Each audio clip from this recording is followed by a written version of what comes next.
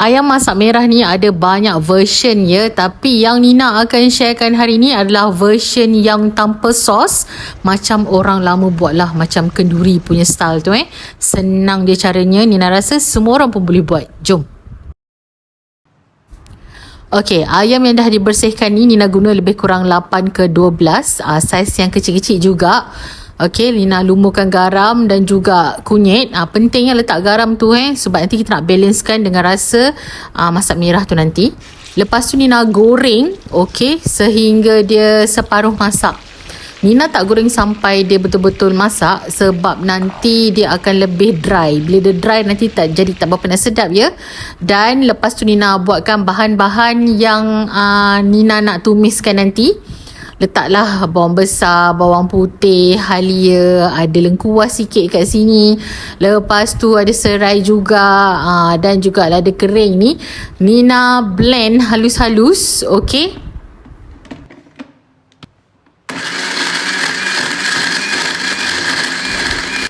Kemudian ayam ni nampak macam dah half cook Nina angkat satu persatu lah dan kita toastkan. Hari tu ada yang tanya Nina kalau minyak lebih ni pot dia tu Nina beli kat mana? Tak ada link ke? Ada wak? Nina ada tag tu, anda boleh just tekan je kat situ, beli macam warna pun ada. Dan untuk pengetahuan, kat hujung muncung tu dia sebenarnya ada penutup tau. Jadi tak ada lipas nak masuk ke kan. Jadi minyak kita terus boleh tapis dan terus boleh simpan Dan lepas tu kita tumiskan pandan, serai dan juga 4 sekawan ni. Tumis sampai betul-betul dia naik bau. Lepas tu nak letakkan sikit minyak ji, barulah nak masukkan kita punya bahan yang kita dah siap kisar tadi. Penting ya kita tumis ni sampai dia betul-betul pecah minyak sebab Nina tak nak lah dia maung. Bila dia maung, dia nanti kita punya ayam masak merah ni tak apa nak sedap Jadi penting awak kena betul-betul tumis sampai dia pecah minyak. Dah cantik macam ni.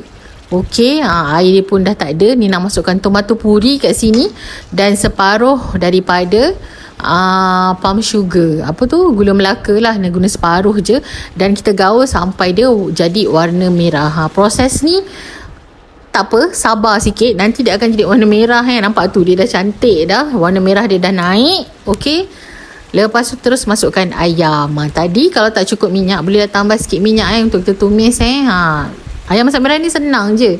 Dia punya bahan tumisan tu je yang kena betul dan cara awak tumis tu ya. Lepas tu dah siap ni, Nina letak air sikit. Lepas tu Nina gaul rata.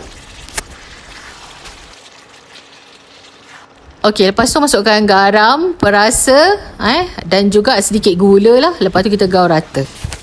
Nina tambah lagi air sikit sebab tadi ayam kita half cook je kan.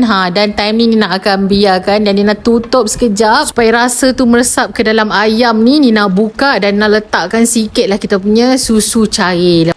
Dan kita gaul-gaul rata ni. Okey, lepas tu Nina tutup sekejap lah periuk kita. Okey, untuk kuah dia ni Nina akan ambil sikit untuk kita letak dekat nasi tomato kita sebab kejap lagi kita nak masak nasi tomato. Okey. Untuk resipi nasi tomato, anda boleh semak di short Nina. Nina ada kongsikan di short Nina. Okey. Dan tada, dah siap dah. Jadi Nina kena ambil sikit lah kuah tadi tu untuk Nina masukkan dekat Nina punya nasi tomato. Agak-agak je lah Nina ambil ni, tak banyak pun sebab Nina buat pun nasi tomato tu dalam 2 cawan beras basmati je Lepas tu kita taburkan. Kalau boleh gunalah daun sup Nina tak ada. Hari ni Nina guna daun bawang sahaja ya. Lepas tu dah siap ayam masak merah tanpa sos. Nampak? Jadi kan? Style-style orang dulu-dulu, kenduri. Itu saja yang dapat Nina kongsikan hari ni. Semoga bermanfaat. Akhir kata, jangan lupa subscribe, like and share, hit the bell notification untuk pelbagai menu menarik daripada Nina. Itu saja untuk hari ni. Bye-bye.